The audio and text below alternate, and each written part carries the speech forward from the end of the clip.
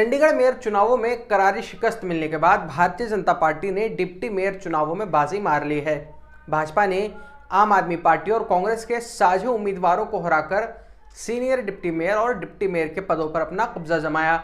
भाजपा के कुलदीप संधू ने इंडिया गठबंधन के गुरप्रीत सिंह गाबी को 3 वोट से हराकर सीनियर डिप्टी मेयर के पद पर जीत हासिल की।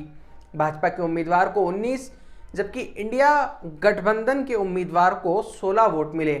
1 वोट अवैध करार दिया गया। इसी तरह डिप्टी मेयर के पद पर भाजपा के राजेंद्र शर्मा ने 19 वोट से बाजी मारी, जबकि इंडिया अलायंस की उम्मीदवार निर्मला देवी को सिर्फ 17 वोट मिले। आपको याद होगा कि जब पिछली बार चंडीगढ़ मेयर के पद के लिए चुनाव हुए थे तब इंडिया अलायंस के पास बहुमत था। चुनाव अधिकारी अनिल मसीह ने इंडिया के 8 वोट रद्द कर दिए थे, तब जाकर भाजपा का उम्मीदवार मेयर बन सका था। उसके बाद ये मामला सुप्रीम कोर्ट में गया था, जहां कोर्ट ने अनिल मसीह को फटकार लगाई थी और रद्द किए गए वोटों को गिनकर इंडिया अलायंस के कुलदीप कुमार को चंडीगढ़ का मेयर चुना था। फिर ऐसा क्या हुआ कि इंडिया अलायंस डिप्टी मेयर के चुनाव में बहुमत साबित नहीं कर सका?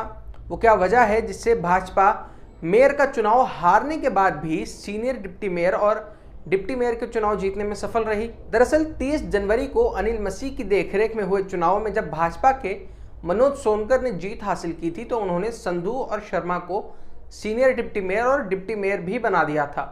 भाजपा चंडीगढ़ नगर निगम पर पूरी तरह कब्जा कर चुकी थी। फिर मामला सुप्रीम कोर्ट में गया।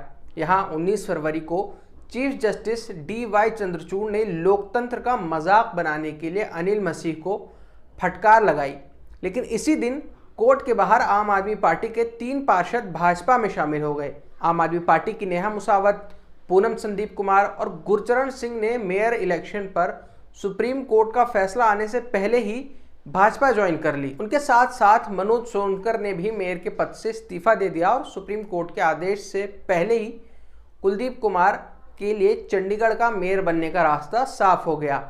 आज यानी सोमवार को डिप्टी मेयर चुनाव कुलदीप कुमार की देखरेख में ही हुए, लेकिन क्योंकि उनके 3 पार्षद भाजपा में जा चुके थे इसलिए इंडिया अलायंस बहुमत से चूक गया। इंडिया और बीजेपी दोनों के पास 17-17 पार्षद ही थे, लेकिन बीजेपी को स्थानीय सांसद किरण खेर और अकाली दल के एकमात्र पार्षद का समर्थन भी मिला हुआ था।